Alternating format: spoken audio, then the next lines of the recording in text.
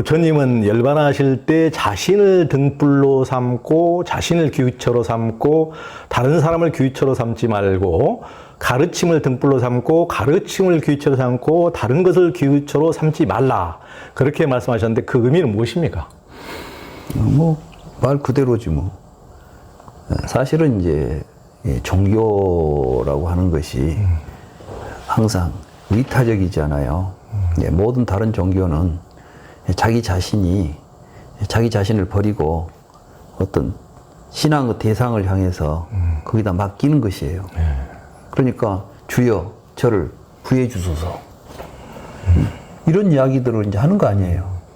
어디나 이제 이런 맥락을 가지고 종교가 만들어집니다.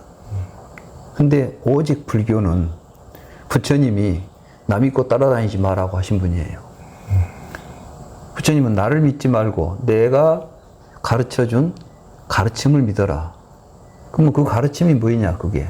그게 바로 자기 자신에게 의지해서 자신을 구제하는 방법이다. 그러면 그 구체적인 건 뭐냐? 이 사념처다. 이렇게 말씀하신 거예요.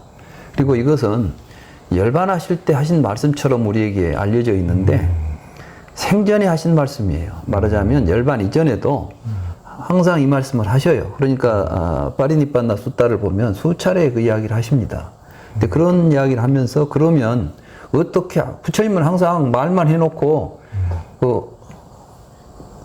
뒤끝 없이 그냥 말만 흘리고 가신 분이 아니야. 자, 자신에게 의지하고 다르마에 의지하는 것은 어떤 것인가 알아야 그렇게 할 거 아니요. 그건 바로 사념처 수행이다. 신수신법. 그러니까 신수신법이 뭐냐면 신이 뭡니까? 지 몸 아니에요. 수는 누구 느낌이에요? 지 느낌이야. 심은 누구 마음이겠어? 지 마음이지. 법은 뭐겠어? 지가 본 세상이지. 그러니까 네가 네 몸으로 느끼고 생각하면서 보고 있는 세계를 잘 살펴야 된다. 제대로 봐야 된다. 그걸 제대로 보는 법이 내가 가르쳐준 방법이 다르마야, 이게. 그러니까 이걸 가지고 가면 돼. 다른 것에 의지하려고 하지 마. 이렇게 말한 거 아니에요. 그런데 왜 앞에다 누구를 내세워? 말하자면 감추어진 주먹을 펴주고 너만 알아라. 이렇게 할 사람 없다. 주인은 각자다. 사실 이제 우리가 세계가 많은 문제를 안고 있습니다.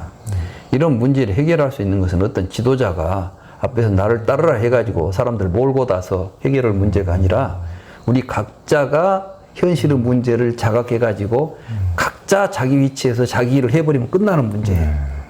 그거는 자꾸 이게 이제 정치 세력들은 이걸 모아가지고 뭘 해서 권력을 만들어가지고 이런 장난들을 하니까 세상이 어지러워지는 거죠.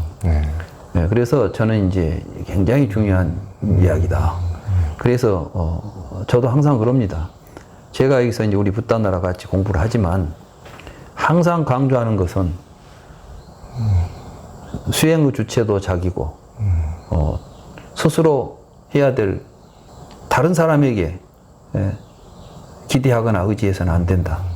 그러니까 물론 내가 지금은 우리 공부하는데 이제 제가 좀 더 일찍 공부를 했으니까 이제 안내하는 입장에서 앞에 서서 이야기는 하지만 실제로 이 이야기를 듣고 해야 될 일들은 누가 하겠어요? 내가 이렇게 하라 저렇게 하라. 그리고 실제로 우리 붓다나라에서 아직까지 한 번도 어떤 일을 할 때 내가 결정한 적이 없어요. 나는 이제 여러 법부님들이 지금 우리 붓다나라 상황에 이런 것이 있으면 좋겠다. 모든 사람들이 같이 공감하면 그러면 그거 좋으면 그렇게 합시다. 이렇게 같이 합의를 했지. 내가 이거 하라 저거 하라 이렇게. 부처님도 보니까 부처님이 막 무슨 일을 하라 한 것이 없어. 이제 한번 보세요. 율장이 만들어지고 거기에 이제 여러 가지 이제 그 불교의 그 법회 같은 게 만들어지잖아요. 거기도 보면은 포살이 어떻게 해서 포살 인연 나오잖아요. 거기 보면 부처님 어느 날 갑자기 이제부터 포살한다 이렇게 하는 게 아니라 빈비사라 왕이 다른 때는 이런 거 하면서 참 좋던데 우리 불교애들은 하면 좋지 않겠습니까? 하고 부처님한테 말씀드리니까 부처님이 또 사람들이 이런 걸 원하는구나 싶으니까 그러면 이제 우리 또 포살을 합시다.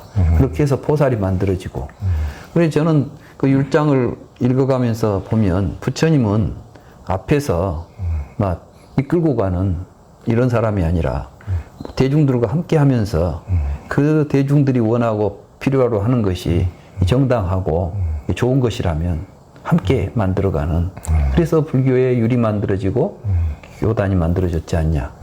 근데 우리는 지금 우리 제도 자체가 어떤 권력자를 한 사람 앞세워 가지고 그 권력을 하나로 집중시켜 놓으니까 교단이 시끄러운 거예요. 그 자리에 올라가려고 서로 싸우고. 그렇잖아요. 그래가지고 이제 다음은 누구냐 해가지고 이제 그걸 안 놓으려고 또 하고 놓고 나서도 또 지배권을 행사하려고 하고 이러다 보니까 항상 이 본부는 사라지고 권력 투쟁만 남아버리는 이런 이제 현실이 있습니다. 그래서 이건 잘못된 것이다. 우리가 불경을 잘 읽으면 뭐가 정당하고 뭐가 잘못된 것인지도 분명히 우리가 판단할 수 있을 것이다. 저는 그렇게 생각합니다.